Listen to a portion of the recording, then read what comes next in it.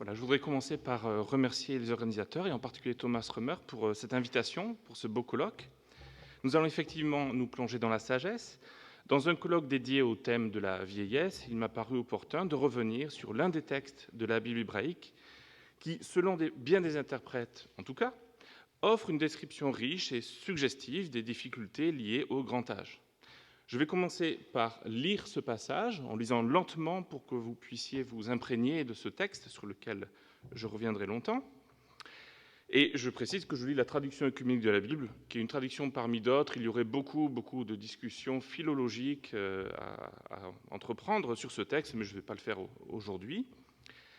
Donc je lis à partir du verset 1. « Et souviens-toi de ton Créateur au jour de ton adolescence, avant que ne viennent les mauvais jours et que n'arrivent les années dont tu diras « Je n'y ai aucun plaisir », avant que ne s'assombrissent le soleil et la lumière et la lune et les étoiles, et que les nuages ne reviennent, puis la pluie, au jour où tremblent les gardiens de la maison, où se courbent les hommes vigoureux, où s'arrêtent celles qui meulent, trop peu nombreuses, où perdent leur éclat celles qui regardent par la fenêtre, quand les battants se ferment sur la rue, tandis que tombe la voix de la meule, quand on se lève au chant de l'oiseau et que les vocalises s'éteignent. Alors on a peur de la montée, on a des frayeurs en chemin, tandis que l'amandier est en fleurs, que la sauterelle s'alourdit et que le fruit du caprier éclate. Alors que l'homme s'en va vers sa maison d'éternité et que déjà les pleureuses rôdent dans la rue, avant que ne se détache le fil argenté et la coupe d'or ne se brise, que la jarre ne se casse à la fontaine et qu'à la citerne la poulie ne se brise, avant que la poussière ne retourne à la terre selon ce qu'elle était, et que le souffle ne retourne à Dieu qui l'avait donné. » Les exégètes n'ont pas manqué de prévenir les lecteurs des difficultés que représente ce texte, présenté tour à tour comme la partie la plus controversée du livre, selon Michael Fox, le passage le plus difficile d'un livre difficile, selon un commentateur récent, So. Et dans l'Antiquité, Jérôme avait déjà constaté qu'il existait à peu près autant d'opinions différentes que d'interprètes, ce qui n'est pas très rassurant si on pense que le même principe a opéré au fil des siècles et que les exégètes se sont multipliés. C'est la faute d'autant plus d'interprétations. Comme nous le verrons, certains interprètes estiment même que ce chapitre ne concerne en rien la vieillesse. Dans cette communication, je ne me propose pas de vous avancer une interprétation qui résoudra tous les problèmes comme par magie, mais simplement de présenter succinctement les principales lectures qui sont faites de ce passage, en évaluant brièvement leurs forces et leurs faiblesses, afin, si possible, de cerner la manière la plus appropriée de le comprendre, s'il en est une. Je vais donc aborder successivement des lectures allégoriques, littérales, eschatologiques, des lectures à plusieurs niveaux, et puis j'essaierai de conclure en esquissant ma propre pensée, même si ce sera incoatif. Commençons donc par des lectures allégoriques. Dès l'Antiquité, on rencontre une ligne d'interprétation, appelée à une certaine fortune dans l'histoire de la réception, de ce poème. Le Targum, le Talmud babylonien, le Midrash de Coëlette, Jérôme, dans son commentaire de Coëlette ou Ecclésiaste, je dis ça parce que parfois des étudiants suivent des cours entiers sur Coëlette sans savoir qu'il s'agit de l'Ecclésiaste. Vous êtes tous cultivés, donc ça ne pose pas de problème, mais bon. Si les étudiants revoient la vidéo de cet exposé, autant qu'ils comprennent. Donc tous ces auteurs-là lisent notre texte comme une allégorie de la décrépitude du corps humain durant la vieillesse. Ils seront suivis par Rachi, par Ibn Esra au Moyen-Âge, et plus récemment par certains commentateurs. Et c'est une interprétation qui est assez populaire chez les lecteurs cultivés. À titre d'illustration, je voudrais lire ce que l'on trouve dans un manuscrit du Targum qui a été publié en français en 1998. Je vais lire des extraits, mais je vais prendre la peine de le faire pour que vous voyez un petit peu, vous sentiez un petit peu les choses. Et vous avez à gauche le texte massorétique, le texte hébreu traditionnel, pour comparer. Vous pouvez voir ainsi qu'on trouve à droite une explicitation de ce que l'on trouve à gauche. Je lis donc le Targum. « Avant que ne soit changé l'éclat glorieux de ton visage, qui est comparable au soleil, et avant que la lumière de tes yeux ne ternisse, et avant que la beauté de tes joues ne s'assombrisse, et avant que les prunelles de tes yeux, qui sont comparables à des étoiles, ne deviennent débiles, et que les paupières de tes yeux dégoulinent de larmes comme les nuages de la pluie. » Entre parenthèses, vous pouvez voir ici le soleil, la lumière, la lune, les étoiles, les nuages, qui sont interprétés. Au jour où tes genoux trembleront, où tes bras s'entrechoqueront, et que tes dents seront usées à tel point qu'elles ne pourront plus mâcher la nourriture, et que tes yeux qui regardent par les trous de ta tête deviendront faibles. Et vous reconnaissez ici une interprétation des gardiens de la maison, comme des genoux, les hommes vigoureux qui seraient des bras, celles qui meulent mais sont trop peu nombreuses seraient les dents, et ainsi de suite. Tes pieds seront dans l'impossibilité de sortir dans la rue, et le goût de la nourriture t'abandonnera, tu seras réveillé de ton sommeil par le pépiment des oiseaux, comme si c'était le bruit de voleurs rôdant dans la nuit. Et tes lèvres seront trop flasques pour articuler des chansons. Je passe vite. Et tu auras même peur de te souvenir des choses du passé. Un petit monument sera comparable à la face de ton âme, à une haute montagne quand tu iras sur le chemin. Et le sommet de ta colonne vertébrale saillira à cause de sa détérioration, comme le fait de l'amandier. Les chevilles de tes pieds enfleront et tu seras privé de relations sexuelles. Car l'homme se tourne pour aller vers sa maison sépulcrale et les anges t'entoureront, demandant ton jugement, comme les pleureurs la mort de quelqu'un qui vont ça et là dans la rue pour écrire le jugement de ton compte. Un petit peu plus loin, on nous dit que le cerveau de ta tête se brisera, etc. Ça donne très envie, mais bon, voilà.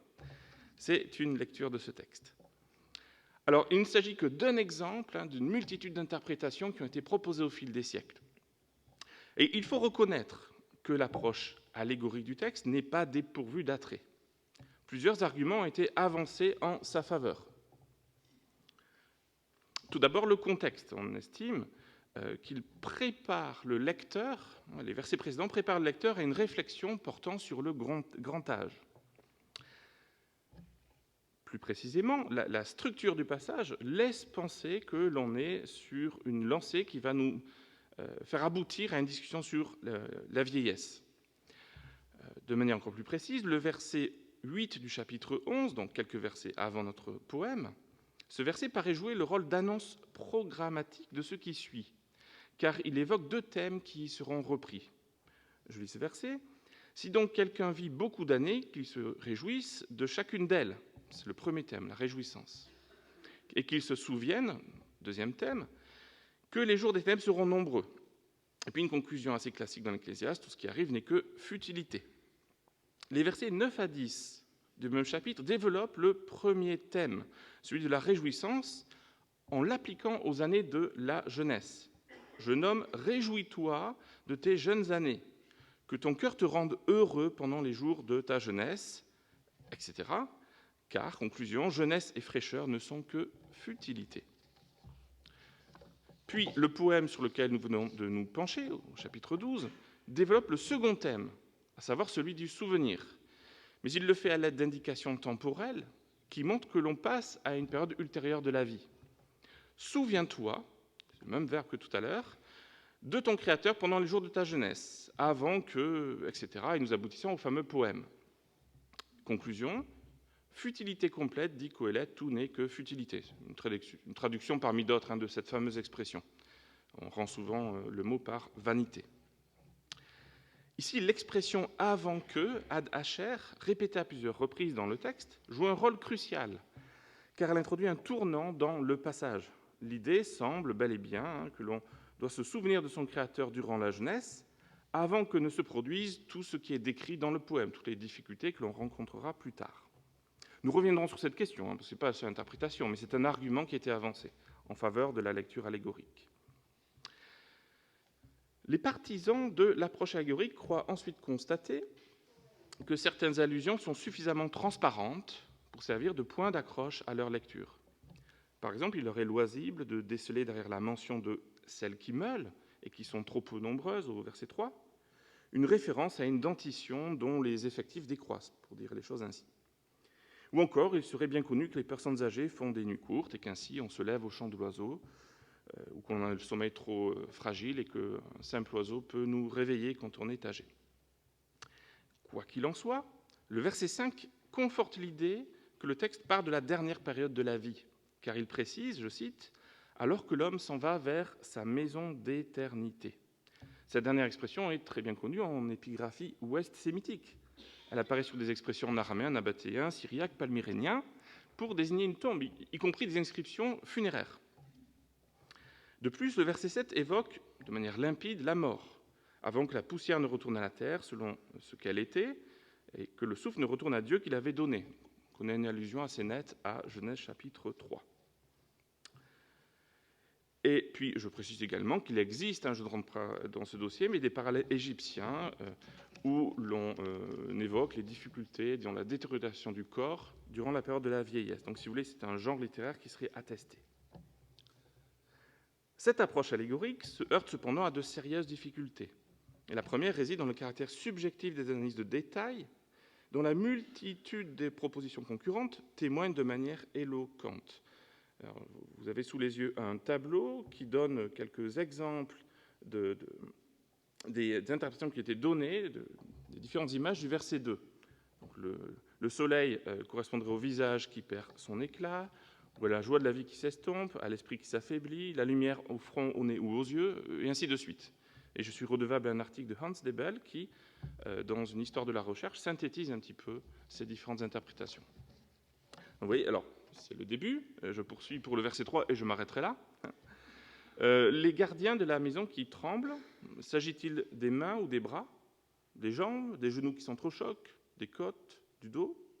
Les hommes vigoureux sont-ils les bras, le dos, les jambes, les genoux, les côtes, bon, à peu près tout le squelette humain. Seule la fin du verset 3, avec les fameuses personnes qui meulent et qui sont trop nombreuses, fait l'objet d'un consensus, puisque tout le monde pense qu'il s'agit des dents. Et il y en a à peu près de même de celles qui perdent leur éclat quand elles regardent par la fenêtre. Il s'agirait des yeux avec les paupières. Voilà. Alors, le problème ici est un peu plus profond que celui qui est assez fréquent en philologie biblique, où plusieurs interprétations s'opposent et où l'on peut espérer, à l'aide d'une étude approfondie, trancher. En effet, ici, les chercheurs manquent d'une prise sur le texte pour cerner de quoi il retourne lorsque l'on parle d'hommes vigoureux ou d'autres images ainsi. Dans certains textes bibliques, on peut certes soupçonner la présence d'une imagerie qui correspond à des associations convenues et que les anciens Israélites connaissaient très bien. Par exemple, dans le Cantique des Cantiques, on trouve nombre d'images, de métaphores que l'on peut, disons, décoder sans trop de difficultés. Ici, cependant, la difficulté est supérieure. On rencontre quantité d'images potentielles qui n'ont pas d'équivalent dans le reste de la Bible hébraïque, et il paraît difficile d'imaginer qu'un tel réservoir d'images ait été à disposition des anciens Israélites pour évoquer les parties du corps dans la vieillesse sans qu'on n'en ait aucune trace ailleurs. En tout cas, on peut s'interroger.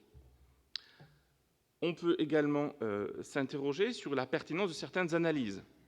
Ainsi, on a pu observer que les personnes âgées peuvent certes avoir du mal à mâcher en raison d'une faible dentition, mais il paraît difficile qu'elles arrêtent complètement de mâcher, comme le verset 3 semble le dire dans la lecture allégorique, le jour où s'arrêtent celles qui meulent.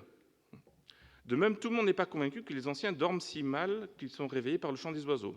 Je ne discuterai pas le fond de tout cela, et je ne m'attarderai pas non plus sur la pertinence qu'il y a ou non à déceler dans la phrase, je cite, « L'amandier est en fleurs, la sauterelle s'alourdit et le fruit du caprier éclate », donc je ne m'attarderai pas sur la pertinence qu'il y a à déceler dans cette phrase 3 images, renvoyant respectivement aux cheveux qui blanchissent, à l'impuissance masculine lors de la vieillesse, la sauterelle symbolisant le pénis, et au fait que le caprier, réputé pour ses vertus aphrodisiaques, n'a plus d'effet. Ça devient assez difficile d'évaluer ce genre de proposition.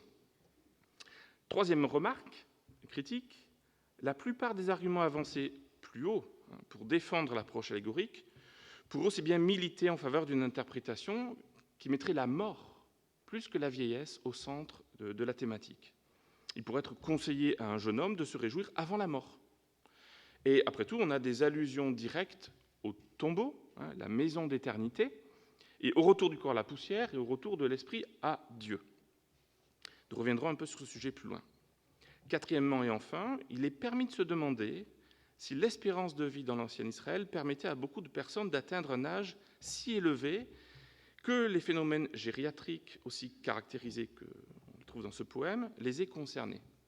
Alors je pense simplement par là au fait qu'en archéologie, on arrive à peu près à savoir ce que mangeaient les anciens Israélites, et ça n'encourage pas à penser qu'ils vivaient très très longtemps. Tout à l'heure, dans le psaume 90, il était question de 70 ans, mais ce ne sont pas une moyenne, ce ne sont pas l'espérance de vie moyenne d'un ancien Israélite. Je veux dire ici que si peu de gens étaient concernés par ces problèmes-là, comme je le soupçonne, sans pouvoir le prouver, alors la portée rhétorique du poème s'en trouve diminuée et l'intérêt qu'il y a pu y avoir à composer un tel texte également. La lecture allégorique pose donc des difficultés, même si elle reste populaire chez certains commentateurs et chez bien des lecteurs. Il existe des lectures diamétralement opposées, si je puis dire, la lecture dite littérale, mais j'ai mis littérale entre guillemets, puisque c'est un mot qui est souvent très ambigu. À l'opposé des analyses précédentes, ces lectures cherchent à rendre compte du texte en prenant, au moins dans un premier temps, les descriptions qu'on y trouve pour ce qu'elles signifient au premier degré. Le poème dépeindrait des situations concrètes, liées à la vieillesse en particulier, mais il importe de préciser que cela n'exclut pas la possibilité d'une signification plus profonde. Une fois qu'on a décrit une scène concrète, elle peut renvoyer à un aspect de la vieillesse, par exemple. La première de ces lectures que je vais mentionner estime que le poème décrit des situations concrètes dues à la vieillesse. Elle semble fonctionner relativement bien pour les versets 3 et 4. Par exemple, les gardiens qui faiblissent, faibliraient ou qui sont terrorisés, peut-être le seraient en raison de leur âge. Les hommes forts qui se courberaient sous le poids des ans. Les femmes qui sont de moins en moins nombreuses pour moudre le seraient peut-être parce qu'une bonne partie d'entre elles sont décédées ou ont atteint un âge trop grand. Et puis les femmes seraient cantonnées à la maison en raison de leur fatigue, observeraient le monde par les fenêtres. Peut-être que cela peut fonctionner pour les versets 3-4. La difficulté réside dans le verset 6 en particulier, qui semble quand même nécessiter une lecture métaphorique. Vous l'avez sous les yeux et vous voyez que le fil argenté, la coupe d'or, tout cela ne s'explique pas facilement dans cette interprétation.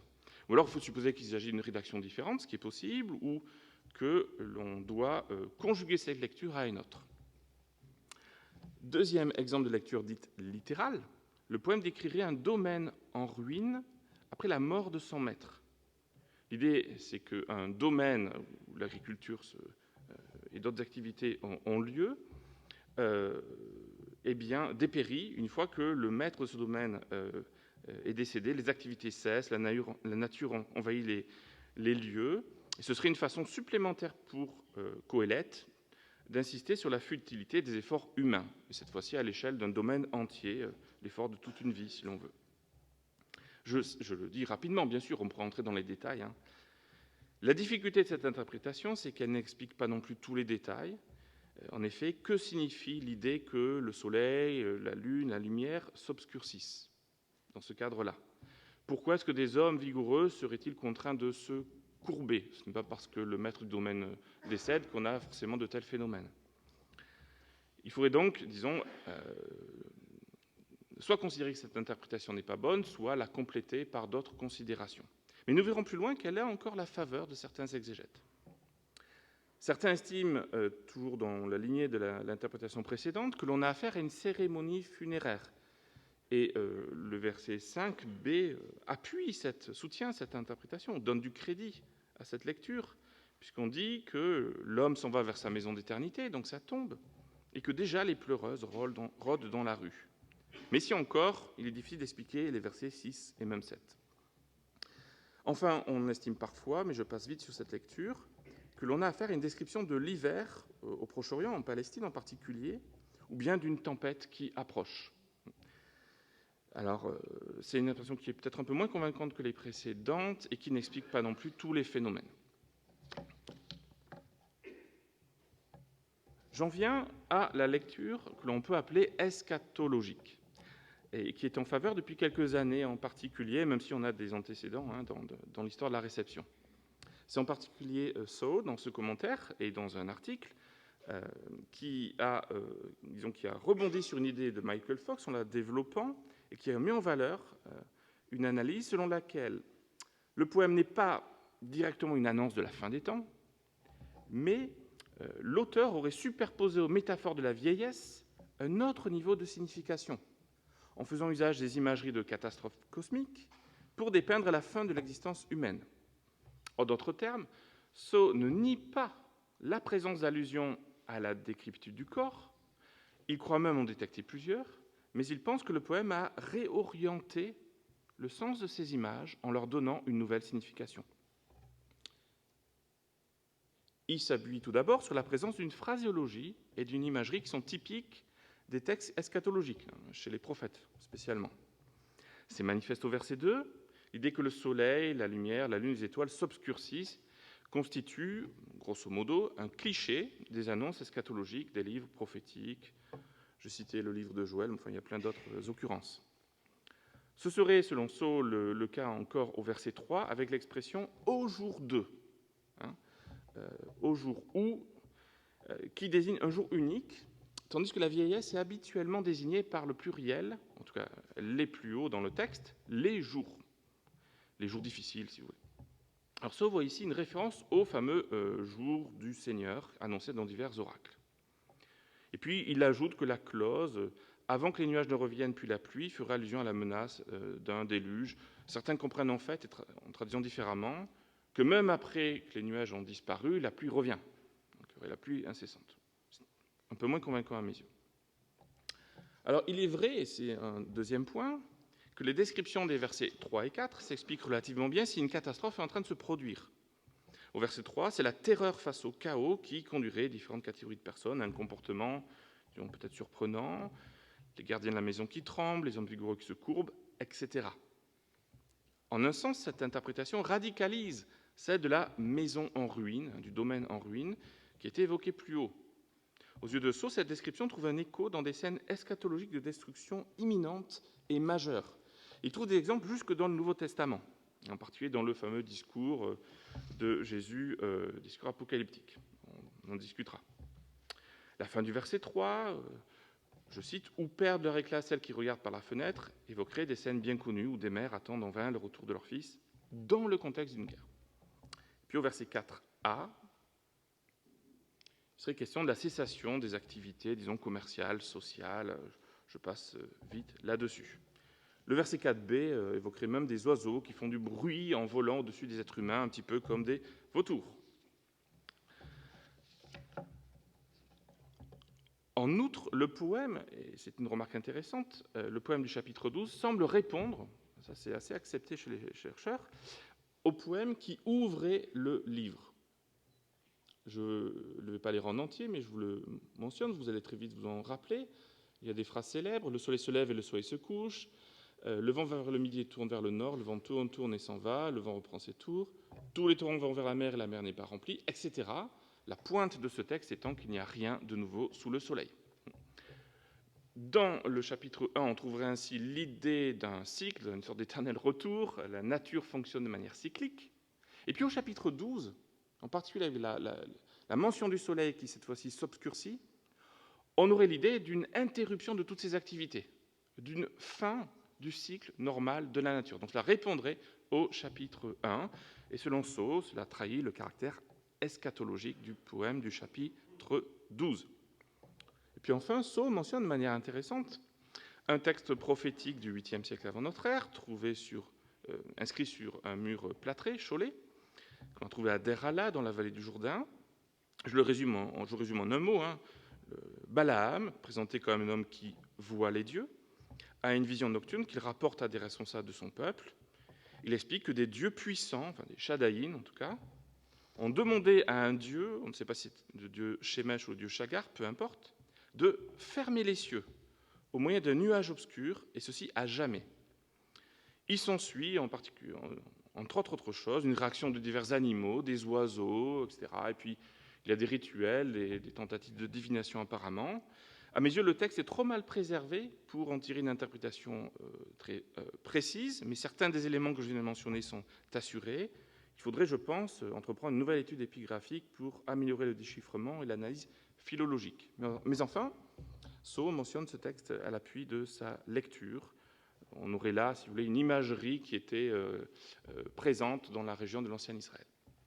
Alors, l'interprétation de Sceaux ne manque pas d'attrait, il faut le reconnaître. Elle permet de rendre compte d'affinités verbales avec des textes eschatologiques. Elle donne un sens à une variété de comportements qui sont dépeints dans le poème, sans aller jusqu'à recourir à des images invraisemblables. Néanmoins, elle soulève un certain nombre de questions. La première que je voudrais poser concerne la visée du poème. Sceaux me semble relativement flou à ce sujet. Il affirme, par exemple, qu'au verset 2, je cite, « Le poème est maintenant en train de dépeindre un désastre cosmique comme métaphore de la fin de la vie. » Et il parle également dans son article, je cite, « d'une vision terrifiante d'une fin des temps ténébreuse, une vision de mort. » Il parle également d'une représentation de la fin du monde. Selon lui, dans le texte, il est dit que viendra un temps, il est suggéré que viendra un temps où il n'y aura plus de possibilité de réjouissance pour qui que ce soit parce que la création sera reprise. Sceaux parle d'une intention de l'auteur de dépeindre une fin permanente de l'existence humaine. Le problème est que Sceaux ne dit pas très clairement quel est le raisonnement sous-jacent à la rhétorique du poème. S'agit-il de dire au jeune homme qu'il lui faut profiter de la vie parce que le monde va finir par prendre fin ? Autrement dit, le poète place-t-il sous les yeux du jeune homme la crainte d'un horizon où il y aura une fin des temps et il faudrait profiter de la vie entre-temps. C'est l'interprétation qui est adoptée par certains. J'ai trouvé un commentaire où Bartholomew estime que Coëlette parle d'une fin des temps réellement. Cependant, il existe un consensus assez large dans la recherche pour admettre que Coëlette ne développe pas de conception précise de l'après-vie ni d'un jugement dernier. Sceaux lui-même semble trahir son hésitation lorsqu'il dit la chose suivante. Il estime que la description de la fin du monde est là afin de communiquer l'urgence de l'appel répété à profiter de la vie. Et donc l'auteur aurait eu recours à la licence poétique via l'imagerie de la fin du monde, une imagerie qu'il transmet peut-être en plaisantant ou de manière ironique, en anglais « tongue in cheek ». Il semble donc que Sceaux hésite lui-même sur la portée des choses, et on peut se demander s'il y a un sens à dire à un jeune homme, en substance, « réjouis-toi avant la fin du monde », je schématise, si cette fin du monde est une conception purement idéale qui n'est pas espérée, et il n'y a pas de signe que Coëlette s'attend à cela. Par ailleurs, si le texte convoque l'imagerie puissante de la fin du monde, d'une catastrophe cosmique, pourquoi reviendrait-il de manière, disons, terre-à-terre ou explicite à des évocations de tombeaux ou de la mort ? Ça fait un petit peu, en anglais, excusez-moi, anticlimax. En tout cas, évidemment, ce sont des choses subjectives, ces évaluations. La deuxième difficulté d'interprétation de Sceaux concerne les analyses de détails qui n'emportent pas toutes le même degré de conviction. Par exemple, l'idée que l'amandier est en fleurs, que la sauterelle s'alourdit, que le fruit du caprier éclate, cela proviendrait du fait qu'il est d'usage de dépeindre la nature en train de se flétrir dans les annonces eschatologiques. Toutefois, il faut reconnaître que ces motifs ici impressionnent peu. On est loin d'une description grandiose du dépérissement de la nature lors de la fin du monde. Alors, Sceaux signale que dans certains passages, on mentionne la vigne et le figuier qui disparaissent, par exemple dans Ésaïe 34. Toute l'armée des cieux se décomposera, les cieux seront roulés comme un document, un rouleau. Toute leur armée tombera comme tombent les feuilles de la vigne et du figuier. Mais il est évident qu'ici, l'image de la vigne ne permet d'obtenir un effet qu'en tant que terme d'une comparaison, dans l'autre terme, est le ciel étoilé qui va se rouler comme un rouleau.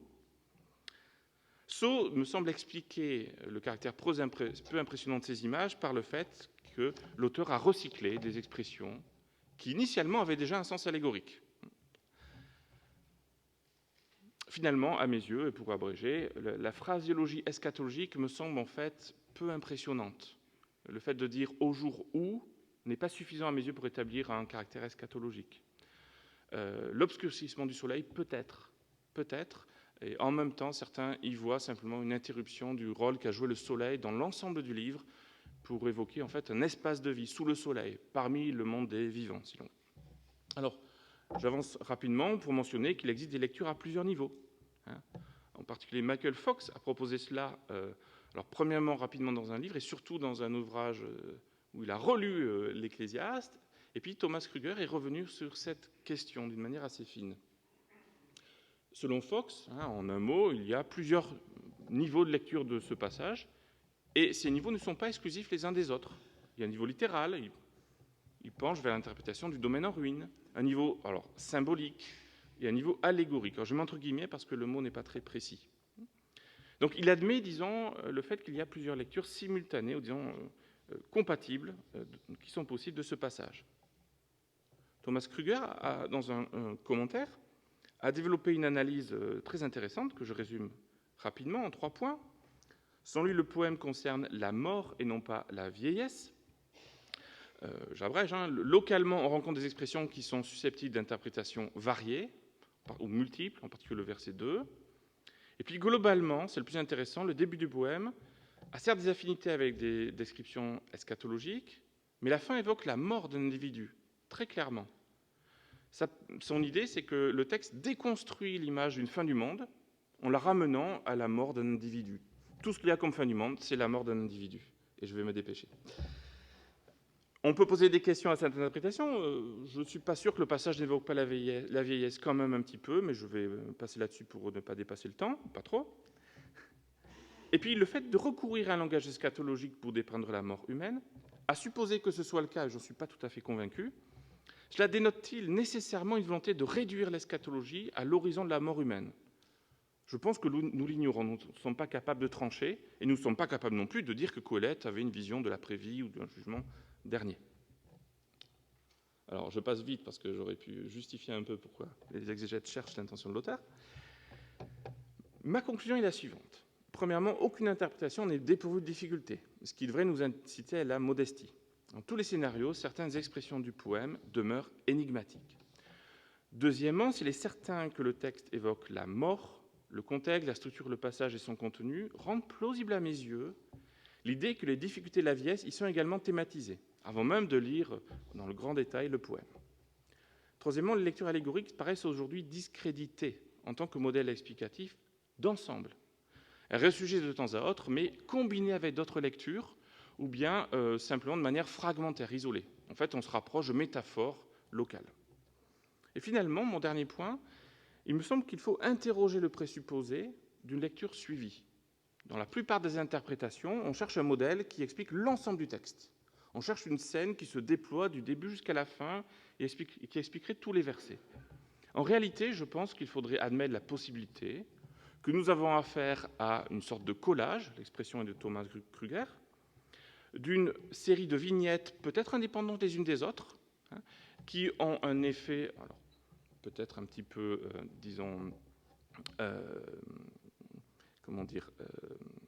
cumulatif ou, expressionniste.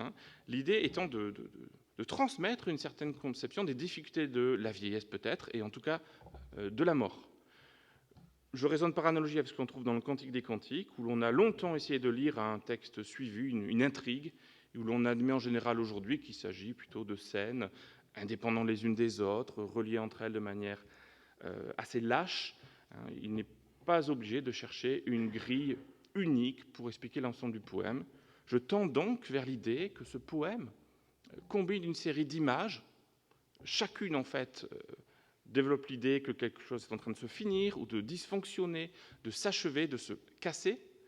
L'idée me semble être que la vieillesse et, de manière ultime, la mort entraînent la fin des réjouissances possibles.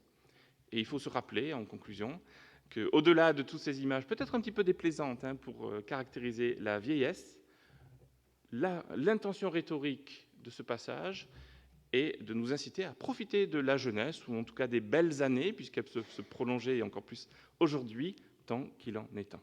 Je vous remercie pour votre attention.